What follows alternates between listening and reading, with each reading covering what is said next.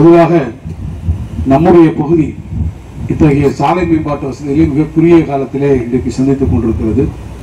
திருவள்ளுவத்தூரிலிருந்து பார்த்திபனூரை இணைக்கக்கூடிய இந்த சாலையும் 4 வழிச்சாலையாக இப்போது நாம் உயர்த்த வேண்டியிருக்கிறது.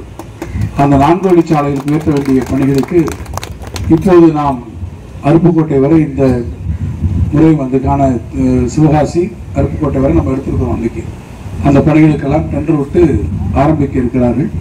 தொடர்ச்சியாக வரக்கூடிய காலங்களில் இந்த பணிகளை நாம் அருப்புக்கோட்டையிலிருந்து நாம் துவங்கினால் நம்முடைய தொகுதியை ஆரம்பித்து விடுகிறோம்.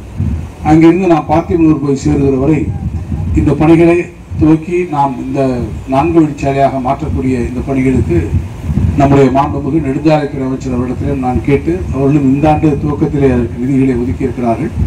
தொடர்ந்து நம்முடைய பகுதியிலும் அந்த சாலை விரிவாக்க பணிகள் செய்கிற போது எண்ணி பார்த்தீங்கன்னா திருவள்ளிபுத்தூர் பகுதியில் இருந்து நேரடியாக நம்முடைய பார்த்திபனூர் ராமேஸ்வரம் வரை 4 வழிச்சாலை பயணமாகவே நாம் வரக்கூடிய அளவிற்கு நாம் செய்ய முடியும். கேரள மாநிலத்திலிருந்து பார்த்தீங்கன்னா மதுரை கொச்சி 4 வழிச்சாலை, மதுரை கன்னியாகுமரி 4 வழிச்சாலை, மதுரை தூத்துக்குடி 4 வழிச்சாலை, மதுரை ராமேஸ்வரம் 4 வழிச்சாலை.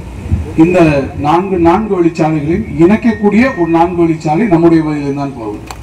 இது இப்படி போகும்போதுதான் நம்முடைய பொருளாதார மேம்பாடு இந்த சாலைகளை இணைக்கிற போது நம்முடைய பகுதியினுடைய பொருளாதார மேம்பாட்டு வளர்ச்சிக்கு அது மிக முக்கியமான ஒரு மைல்கல்லாக இருக்கும் என்ற வகையில் அந்த பணிகளையும் நாம் துவக்கி இருக்கிறோம்.